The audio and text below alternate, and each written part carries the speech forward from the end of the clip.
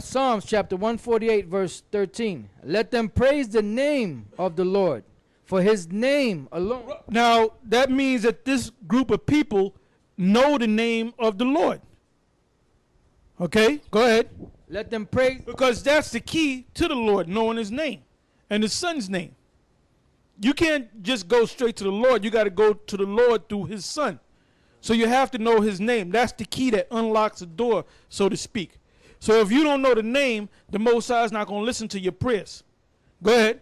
Let them praise the name of the Lord, for his name alone is excellent. Why do you think the word name, the word name is in the Bible so much?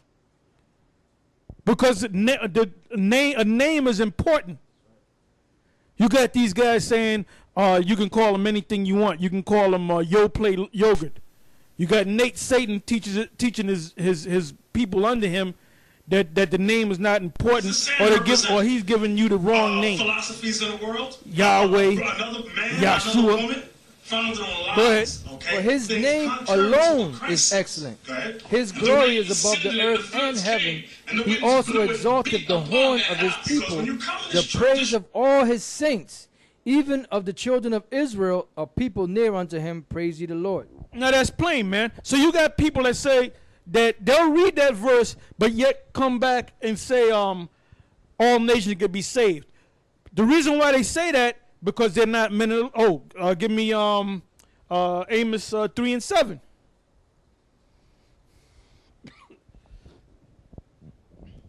Amos chapter 3 verse 7. Surely the Lord power will do nothing, but he revealeth his secrets unto his servants the prophet. Yeah.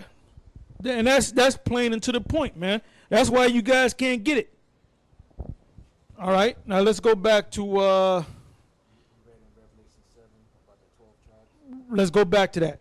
Okay. Revelation chapter 7 verse 5. Of the tribe of Judah was sealed 12,000. Of the tribe of Reuben was sealed 12,000. Of the tribe of Gad was sealed 12,000. Of the tribe of Asher was sealed 12,000. Of the tribe of Naphtali was sealed 12,000. Of the tribe of Manasseh was sealed 12,000. Of the tribe of Simeon was sealed 12,000. Of the tribe of Levi was sealed 12,000. Of the tribe of Issachar was sealed 12,000. Of the tribe of Zebulun was sealed 12,000. Of the tribe of Joseph was sealed 12,000. Of the tribe of Benjamin was sealed 12,000.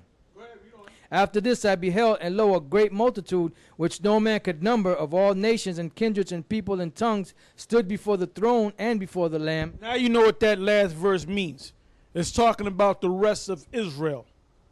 Because all Israel is going to be saved. All right? Now, let's go from there back to Genesis, the 49th chapter, and the 26th verse to the 22nd verse to the 26th verse. All right, go ahead. Genesis chapter 49 verse 22. Joseph is a fruitful bow, even a fruitful bow by a well.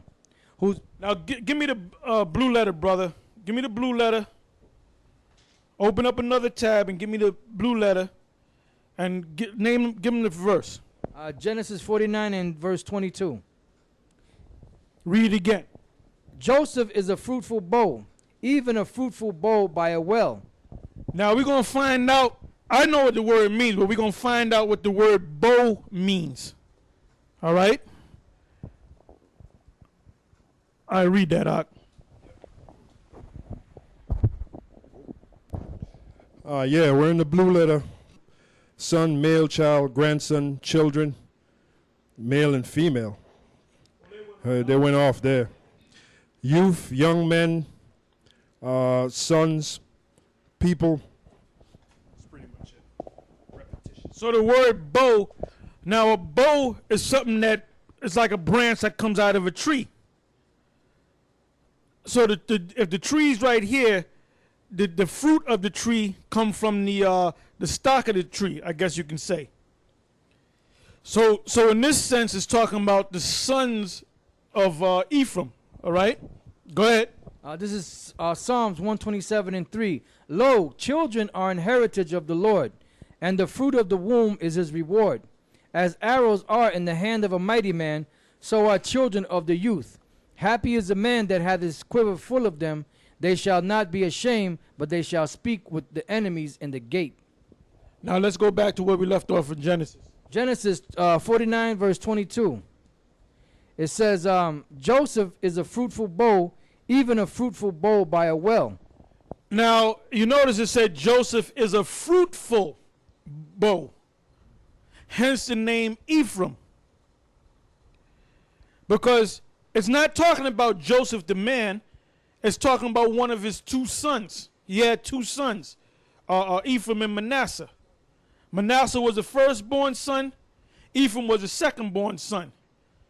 Now, according to law and custom, the inheritance went to your oldest son. All right? Now, when Joseph went, and you can read the story yourself, when Joseph went before Jacob to get his sons blessed, Jacob put his hand, his principal hand, which was his right hand, on Ephraim's head, and Joseph said, "No, that's wrong. That's not the oldest son." But the Spirit was working through Jacob, because Jacob was going to be the principal son. I mean, Ephraim was going to be the principal son out of Joseph's two sons. And Ephraim is a bigger tribe than Manasseh. All right? Read that again. Joseph is a fruitful bow, even a fruitful bow by a well, whose branches run over the wall. Now, a well is where you get water. When you go down the island of Puerto Rico, there's nothing but water over there, man. Nothing but water. Nothing but tropical conditions down there. You can be homeless down there all year round and do well. You can pick the fruits off the trees. Because we got brothers in the camp that actually went to Puerto Rico. You can literally live off the land, man. All right, go ahead. Whose branches run over the wall. The precept on the branches is daughters. Right. Look up the word branches now. Look up the word branches. Verse 22, same verse. So as soon as you get it, all right. Go ahead.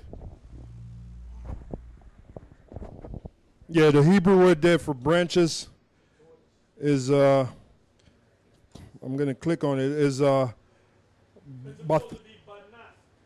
they got, they got bath. Looks like bath. Yeah. Well, like Elder Tar said, it's supposed to be banaf, which is the Hebrew word for daughter. But they do have the correct definition. The word there is baf they have, but it says daughter, girl, adopted daughter, daughter-in-law. Anyway, the definition is daughter. So that bough and that branch going over the wall is talking about what? The tribe of Ephraim coming over here to the Americas. Because out of all the tribes, what you got to understand is Judah was already over here based upon slavery. The first major tribe to come over here of the rest of the tribes were Ephraim. Now I know that the 40s, maybe even the 30s, right? The mid 30s, into the 40s, on up until the 50s and 60s, you had Puerto Ricans coming up here to the Americas, long before the Brazilians, the tribe of Asher, long before Issachar, long before these other tribes as a bulk. And then maybe around the 60s you had Issachar coming up here. But then again you had a lot of Issacharites living over there in the west too. Because Mexico is right under California. But the major tribe that came to the Americas in bulk was Ephraim, outside of Judah. All right? All right, it says whose branches run over the wall. Whose branches run over the wall. It's talking about they left Puerto Rico to come to America to have a better life. All right? Go ahead. The archers have sorely grieved him. The archers is talking about Esau, the so-called white man, first in the form of the conquistadors, which means the conquerors, which at first came from Spain. Then when you came over here, you caught hell over here, man. Now let's go from there to the book of Hosea, the 9th chapter and the 13th verse.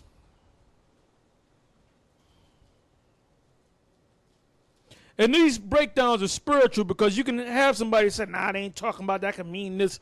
Because your spirit is not connected to these scriptures and to the Most High. How about Shem Yahweh Shai? That's why a lot of our people is not going to get this, man. They're not going to get this information because their mind is not opened up and their spirit is not opened up to receive this. That's why Yahweh Shai told the disciples when he was breaking down that John the Baptist as Elijah, what did he say? He broke it down to him 2 times in Matthew's. 2 different times in Matthew's. And he said, what? In Matthew's 11, I believe it was. He said, if you can receive this. Because not everybody's going to receive it. All right, go ahead. Read this real quick, Elder. This is our Romans 11:7. What then? Israel hath not obtained that which he seeketh for, but the election hath obtained it, and the rest were blinded. Yeah, so you can't, if the Most High deem you to be blind to this knowledge, guess what? You're gonna stay blind. You can't make yourself get this word. Okay? And a lot of you brothers that when you first saw us on YouTube, you got into it and then you went the right route and you set up camps, you learned this word, you set up camps and you're out there teaching. But there was some of you guys that got this knowledge, acknowledged that we had the truth, but you brought it out your own way. Okay, you went a different way. You wasn't grounded in. So you got some of those guys that are bucking up against us now because they didn't go through the straight gate. Okay, go ahead. Hosea chapter 9 verse 13. Ephraim, as I saw Tyrus, is planted in a pleasant place. Puerto Rico is a pleasant place. Go ahead. But Ephraim shall bring forth his children to the murderer. Now that's plain. Like I said, the first tribe out of the outside of the tribe of Judah, out of all the tribes, Ephraim was the first to come to the Americas in bulk. Just like Judah came to the Americas, was brought over here against his will, and to serve him in America in bulk, Ephraim was the same way. Okay? Because you have Ephraimites that were born in Puerto Rico that refer to the Ephraimites that are in the Americas, mainly New York, because a lot of Ephraimites came to New York. A lot of Ephraimites went to Chicago, certain major cities to get work. Now you got Ephraimites that moved down to Florida. You got a lot of Ephraimites down there in the South. You got a lot of Ephraimites living in Pennsylvania, man. Okay? But the Puerto Ricans, the so-called Puerto Ricans that were born in Puerto Rico, they refer to the Puerto Ricans up here in New York as New Yorkers. Like you're really not Puerto Ricans. It goes back to what?